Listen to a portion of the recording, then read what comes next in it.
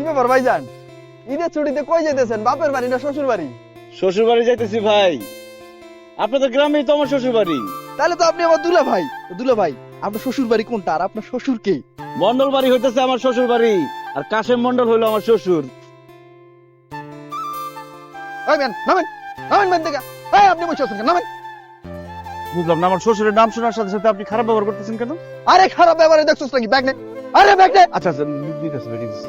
তোর শ্বশুর একটা কিপটা, জীবনে কোনোদিন আমার ভ্যানে ওইটা ভ্যান ভাড়া দেয় নাই, খালি কয় আল্লাহর হস্তে মাফ করো মাফ করো।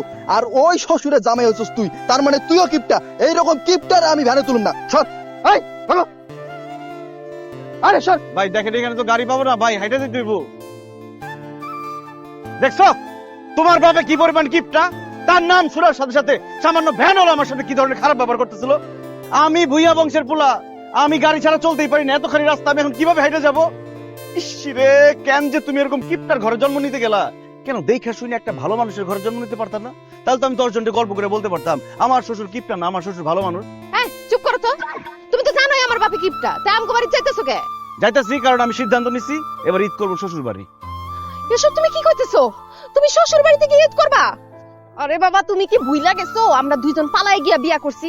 আমার বাপে তো তোমারে দুই চোখে দেখতে পারে না, সে তো তোমারে জামাই হিসেবে মাই নাই। তুমি যে আমগো বাড়িতে যাইতেছো এটাই তো বেশি। এখন যদি সে শোনে তুমি ওখানে যাই ঈদ করবা, তাইলে তোমারে লাঠি দিয়া পিটায় বাড়িতে বাইর করবো। তোমার আব্বা আমার লাঠি দিয়ে পিটায় বাড়ি থেকে বাইর করলে আমার শাশুড়ি তার ঝাড়ু দিয়ে পিটায় বাড়ি থেকে বাইর করবো। কারণ আমার শ্বশুর আমার জামাই হিসেবে মাইনা না দিতে পারে, কিন্তু আমার শাশুড়ি আমার ঠিকই জামাই হিসেবে মাইনা নিচ্ছে। আমার শ্বশুরের আদরের কোনো দরকার নাই, আমার শাশুড়ির আদর হলে চলবে। দেখো, বিয়ার পরে আমগো প্রথম ঈদ, এখন ঈদের মধ্যে ঝামেলা করার কোনো দরকার নাই। চলো আমরা তোমাগো বাড়িতে গিয়ে ঈদ করি, নাহলে জামাই শ্বশুরের ঝগড়া ঈদটাই আমার মাটি হয়ে যাইবো। আমার তো আর খায় দায় কোনো কাজ নাই, তোমার ওই ফালতু কিপটা বাপের সাথে আমি ঝগড়া করতে যাব? আমি তো তার সাথে কোনো কথাই বলবো না, তার চেহারার দিকেই তাকাবো না। আর খবরদার, তুমি তোমার কিপটা বাপরে বলে দিবা সে যাতে আমার সাথে উল্টাপাল্টা কথা না বলে।